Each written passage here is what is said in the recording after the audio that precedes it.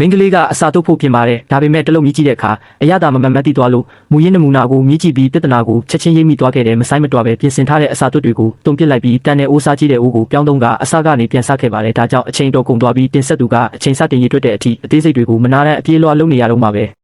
သူမတဲ့ဦးပြောင်းသုံးရတဲ့အကြောင်းရင်းကိုအားလုံးကဇဝေဇဝါဖြစ်နေကြစင်မှာပဲကြီးတဲ့ပစ္စည်းတွေကအပူကိုပုံမြန်ပြီးညင်ညာစွာကူးဆက်စေတာကြောင့်ပါဝင်ပစ္စည်းတွေရဲ့မူလအရသာကိုအပြည့်အဝထွက်ပေါ်လာစေတယ်လို့အာနာကရှင်းပြခဲ့ပါတယ်ဒိုင်လူကြီးတွေကသူမရဲ့ပါနဲ့တဲ့ရှာအရသာခံနိုင်စွမ်းကိုချီကျူးပြီးသဘောကျသွားခဲ့ကြတယ်ဒါပေမဲ့ပြင်ဆင်ချိန်အလုံးပြရခတ်သွားခဲ့တာကြောင့်တတိယနေရာသာရရှိခဲ့တော့လဲနောက်တစ်ဆင့်ကိုတက်လှမ်းနိုင်ခဲ့ပါတယ်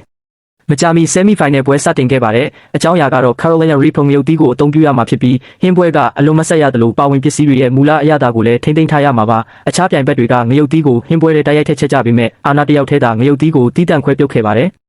တင်ဆက်သူကဒီလောက်ရက်ကိုအလွန်ဇဝေဇဝါဖြစ်ခဲ့ပေမဲ့သူမကတော့ယုံကြည်ချက်အပြည့်ရှိနေခဲ့တယ်ပြိုင်ပွဲအပြီးမှာတော့ဒိုင်လူကြီးတွေကသူမရဲ့ဖန်တီးမှုကိုမရက်မနာချီးကျူးခဲ့ကြပါတယ်အမှန်တော့သူမဟာပြုတ်ထားတဲ့ငရုတ်သီးကထွက်တဲ့အငွေ့ကိုတုံးပြီးပါဝင်ပစ္စည်းတွေကိုအဆက်နဲ့စိတ်ဝင်စေခဲ့တာပါဒီနည်းနဲ့ Carolina Reaper ရဲ့ထူးခြားတဲ့အနံ့အသက်ကိုထိမ့်သိမ်းနိုင်ခဲ့ရုံမကအစားတောက်ရဲ့မူလအရသာကိုလည်းဖုံးမသွားစေခဲ့ပါဘူးဒီစမ်းသစ်တဲ့နီလန်းကြောင့်သူမဟာအမြင့်ဆုံးရမှတ်နဲ့ final ကိုတက်လှမ်းနိုင်ခဲ့ပါ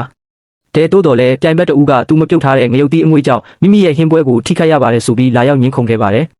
final ပွဲစတင်တဲ့အခါအာနာကသူမပါဝင်ပစ္စည်းပဲရွေးပြိုင်ဘက်ကလိုက်ကူးနေမှန်တတိထားမိလိုက်တယ်ဒါကြောင့်သူမကမမြင်ရအောင်တမင်တကာကာကွယ်ပြီးကျန်တဲ့ပါဝင်ပစ္စည်းတွေကိုဖျောက်ထားလိုက်ပါတယ်ထင်တဲ့အတိုင်းပဲပြိုင်ဘက်ကထောင်ချောက်ထဲတိုးဝင်လာခဲ့တယ်ပြိုင်ဘက်ကအရက်ပြင်းပလင်းကိုလှမ်းယူလိုက်တာကိုအာနာမြင်လိုက်ရတဲ့ခဏမှာပဲသူမအနိုင်ရတော့မယ်ဆိုတာတေချာသွားခဲ့ပါတယ်ပြိုင်ပွဲတစ်ခုလုံးမှာပြိုင်ဘက်ကသူမရဲ့အဆင့်တိုင်းကိုနီးပါးလိုက်ကူးခဲ့တာကြောင့်ဒါဟာအလိမ့်လက်ဖျားမှုဟုတ်မဟုတ်တင်ဆက်သူက